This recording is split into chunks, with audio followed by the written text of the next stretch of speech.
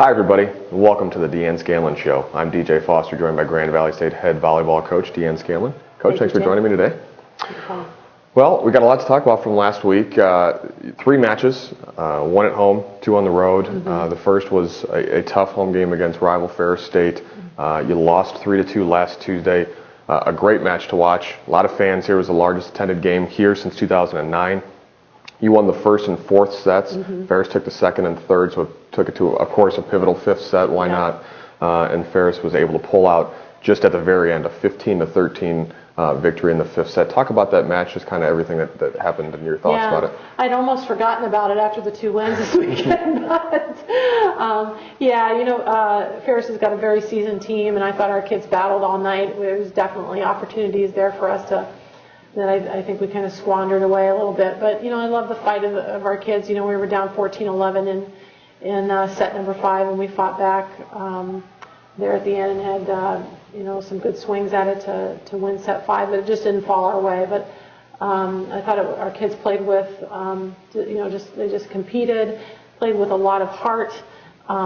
They were disappointed afterwards. They didn't feel like, it's a moral victory. Ferris was picked to win the conference. They legitimately felt like that was a match that they should have won.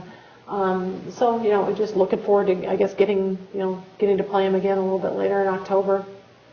But it's tough to play those midweek matches and then come back on the road. And really happy with our performance on the road. We didn't open up the conference on the road very well. But really, 2-3-0 sweeps, and I thought we executed pretty well. Yeah, let's talk about the Ohio Dominican match first on Friday. You won 3-0 pretty easy. You got 18 players into the match, so that's obviously good to see some of the younger players get some game action. Right. You served well. You had 8 service aces. Betsy Rhonda, in a game where you win 3-0, there's the stats kind of are diluted a little bit. There's not a whole lot spread around, but Betsy Rhonda was able to put up 12 kills for a match high. Talk about the victory over Ohio Dominican. Yeah, we did serve very well, and that's one of the things on the road is you've got to keep your serving game and your passing game on point because it's a different environment. The ball travels different, it looks different, the lighting's different. So I thought we did a really good job of focusing in on warm-ups and I could tell there were a couple kids that were really dialed in with their serving. Like Lindsay Holt had a great serving weekend, the whole entire weekend, coming in off the bench and just really giving fits. We got up to game 1 a 5-0 run on Ohio Dominican where they just couldn't even off of Lindsay Holt's serve couldn't even get the ball back over the net. Right. So you start off like that. Hopefully our team is learning because we weren't winning set number 1s earlier on. We were dropping, if we were going forward, we were dropping the first set and winning the next 3. And now, we won the first set against Ferris, which is good, and come out this weekend and like I said, start playing right away. Pretty good volleyball in set 1 is important. You went to Tiffin on Saturday, a little bit overmatched team, but you win again, 3-0. So it's good to win all 6 sets this weekend. You had 40 kills in those 3 sets. Again, you served up 8 aces.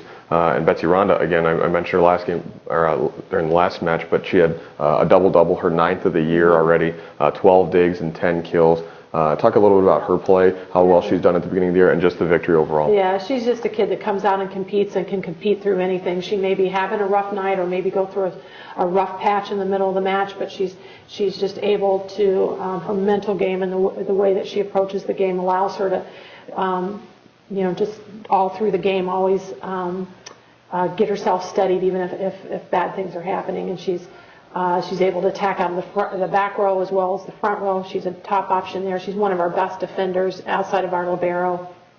And it's basically her effort and her competitiveness, that just what she doesn't know about the college game yet, she can make up with just being a great athlete and just competing every day, even in practice.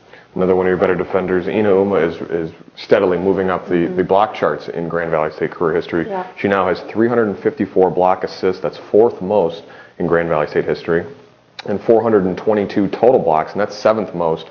And she's going to move up a couple spots here in the next few weeks. And those talk about just kind of what she's been through in her career, and she's obviously turned into one of the better blockers you've ever had. Yeah, exactly. And this year too, being the only senior, she steps into kind of that leadership role too, and that's extra added responsibility. And she's working with her other underclassmen captains to kind of help balance that for her, so she doesn't have to carry the whole load. But But yeah, Ina is just a natural type of blocker.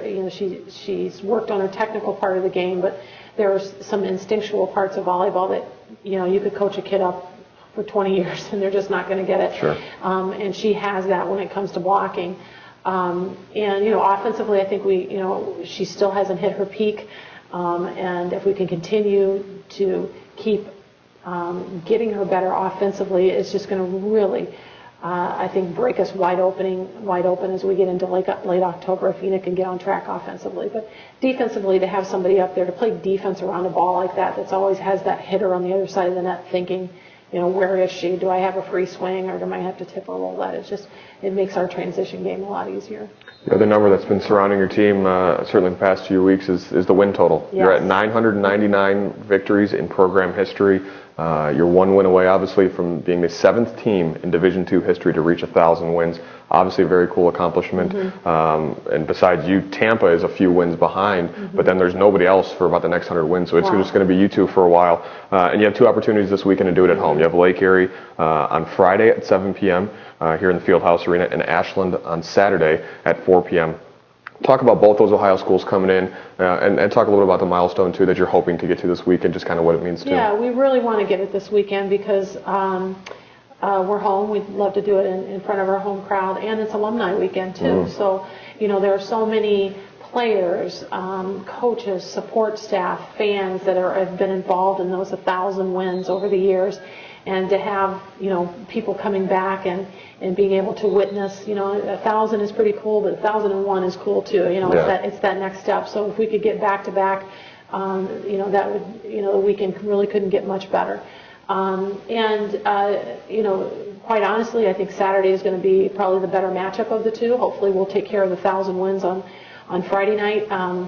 But Ashland's coming in pretty hot, and they're a team that is probably a lot like us. They're kind of scrappy. They've got some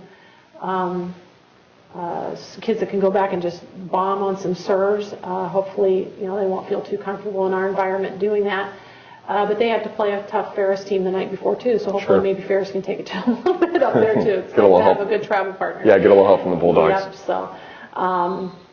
But yeah, really looking forward to just everything that this weekend encompasses, the great tradition of Grand Valley volleyball, and taking time to reflect back, and we've spent a lot of time in practice, this week just talking to the girls about that tradition, and we're going to have some of our alumni meet with our girls and kind of put a face to all of these names and all of these numbers that are up on those banners. I think that's an important part of, don't forget where you came from. That's the very foundation of our program. Make sure you get out to the Fieldhouse Arena this Friday and Saturday as Grand Valley State looks to become the 7th team in Division II history to reach the 1,000 career wins mark. Again, Lake Erie at 7 p.m. on Friday, Ashland at 4 p.m. on Saturday. Coach, best of luck, and let's see if we can tear down that final number and get to 1,000. Sounds good. All the alumni, come on out. There you go. Thanks for watching the Deanne Scanlon Show here on the Grand Valley Sports Network.